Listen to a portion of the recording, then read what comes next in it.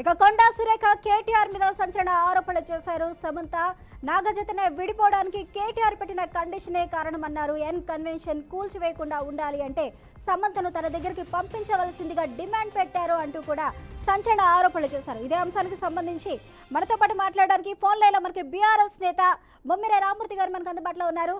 రామూర్తి గారు నమస్కారం అండి. నమస్తే రామూర్తి గారు, కేటీఆర్ మీద ఎలాంటి ఆరోపణలు కొండా సురేఖ చేశారో మీరు చూసే ఉంటారు.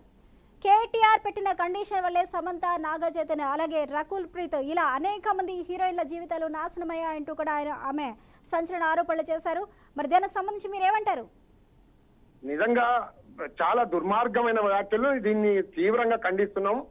ఒక మంత్రి పదవిలో ఉండి కొండా సురేఖ గారు తమ హోదాని, తన బాధ్యతని, ఆమె కూడా ఒక మహిళ అనే దాన్ని మరిచి మాట్లాడడం సభ్య సమాజం నిజంగా తలదించుకునే విధంగా ఆమె మాట్లాడే ఆమె వ్యాఖ్యల్ని తీవ్రంగా ఖండిస్తున్నాం.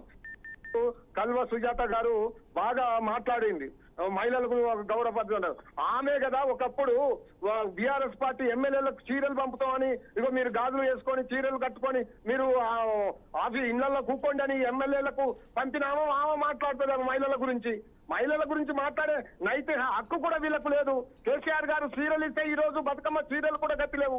కాబట్టి కొండా సురేఖ గారు ఆమె మంత్రి పదవి, ముఖ్యమంత్రి గారు గలీజు మాటలతోటి గబ్బు లేపుతూ ఈ రాష్ట్ర ప్రజల ఔనిత్యాన్ని, హైదరాబాదు మంచితనాన్ని మొత్తం మంటలో కలిపి ఈ తెలంగాణ ప్రజల్ని ఏమారుస్తున్నాడు. కాబట్టి కాంగ్రెస్ పార్టీ వాళ్ళు చెప్పే ప్రతి మాటను ఒక మహిళల్ని కించపరిచినట్టు, ఎలాంటి ఆధారాలు లేకుండా, ఎలాంటి వాస్తవాలు లేకుండా ఇలాంటి దుర్మార్గమైన మాటలు మాట్లాడే వీళ్ళని వెంటనే మంత్రి పదవుల నుంచి తొలగించాలని నేను డిమాండ్ చేస్తున్నా. ఇట్లాంటి మహిళల్ని ఈ సమాజానికి నిజంగా ఉండడం కూడా సిగ్గుచేటు. ఇట్లాంటి మహిళలు ఉండకూడదు, ఈ సమాజానికి మంచిది కాదు.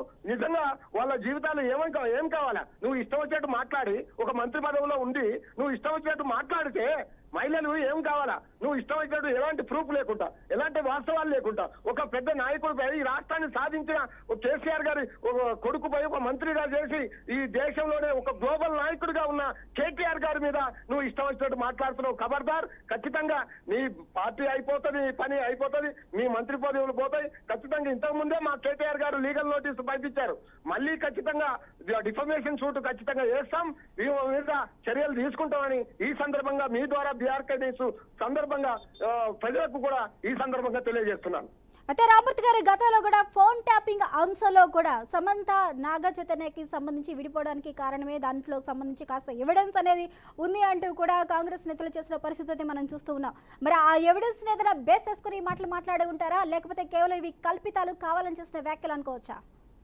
మేడం, ఆ రోజు మాట్లాడినా ఈ రోజు మాట్లాడినా కాంగ్రెస్ నాయకులు అబద్ధాలని వల్లయిస్తూ, అబద్ధాలని ప్రచారం చేస్తూ, అవాస్తవాలని, ఊహాజనితమైన మాటల్ని ఎవరో గాలిపోయేటోళ్ళు మాట్లాడినట్టు వీళ్ళు కూడా మాట్లాడితే, ఒక మంత్రి పదవిలో ఉండి, ఒక సీఎం హోదాలో ఉండి ఆయన మాట్లాడతాడు అట్లే గలీజు మాటలతో. ఈమె కూడా ఒక మంత్రి పదవిగా ఉన్న ఒక మహిళని, ఇంకొక మహిళని అవమానపరచడం, ఒక కనీసం ఎలాంటి ఆధారాలు లేకుండా మాట్లాడడం నిజంగా దుర్మార్గం అని తెలియ. అసలు మనం ఏ సమాజంలో ఉన్నాం? తెలంగాణ ఆడపడుచుల్ని ఇట్లా అవమానపరుచుకుంటూ పోదామా? కనీసం వీళ్ళు ఆలోచించాల్సిన బాధ్యత, మంత్రి పదవుల్లో ఉన్న వాళ్ళు చాలా జాగ్రత్తగా నాలుక దగ్గర పెట్టుకొని మాట్లాడాల్సిన అవసరం అయితే ఉన్నదని ఈ సందర్భంగా తెలియజేస్తున్నాను.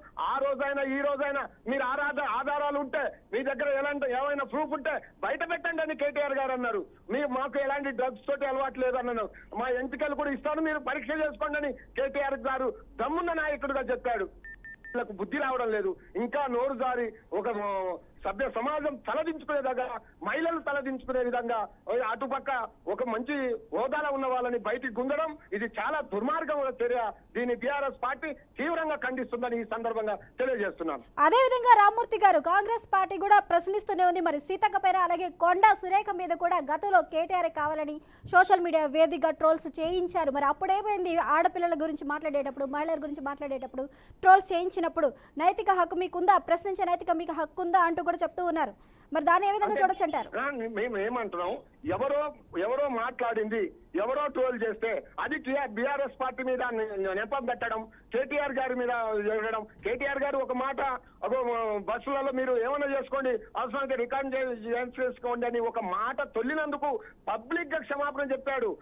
మాది మోందాతనం, మా గౌరవం గల పార్టీ, మాకు ఒక నాయకుడు, మాకు ఒక సుచిత్తమైన శిక్షణ నేర్పి ఒక పోరాట యోధులుగా ఉన్న వాళ్ళం. కాబట్టి ఏమైనా చిన్న తప్పు జరిగిందనుకోండి, మేము ఖచ్చితంగా దానికి క్షమాపణ చెప్పినాం. దాన్ని అన్ని రకాలుగా వీళ్ళు ఈ ప్రతి దాన్ని భూతద్దంలో చూపెట్టు, ప్రతి దాన్ని అబద్ధాన్ని 100 సార్లు చెప్పి దాన్ని నిజాలు చేస్తూ ఇప్పటిదాకా బతుకుతున్నారు. గవర్నమెంట్ లో వచ్చారు, అబద్ధాల వల్లనే 100 అబద్ధాలు ఆడి అధికారంలోకి వచ్చారు.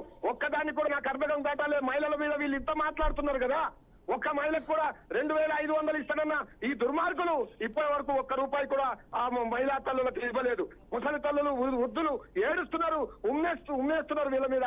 వాళ్ళకి 4000 ఇస్తానని అది కూడా మర్చిపోయారు. కాబట్టి వీళ్ళు చేసేదానికి చెప్పేదానికి ఎక్కడ కూడా పొంతన లేదు. అయిపోయింది వీళ్ళ పని. ప్రతి ఒక్కరు వీళ్ళ మీద దుమ్మెత్తి పోస్తున్నారు. మహిళలు, వృద్ధులు, వికలాంగులు, నిరుద్యోగులు, అటు హైడ్రా పేరు మీద పేదలు అందరూ ఉసురు తగిలి కాంగ్రెస్ పార్టీ త్వరలోనే కాలగర్భంలో కలిసిపోతుందని ఒక ఉద్యమ నాయకుడిగా, బీఆర్ఎస్ పార్టీ నాయకుడిగా నేను హెచ్చరిస్తున్నాను. రైట్, థ్యాంక్ యూ రామ్మూర్తి గారు. Thank you.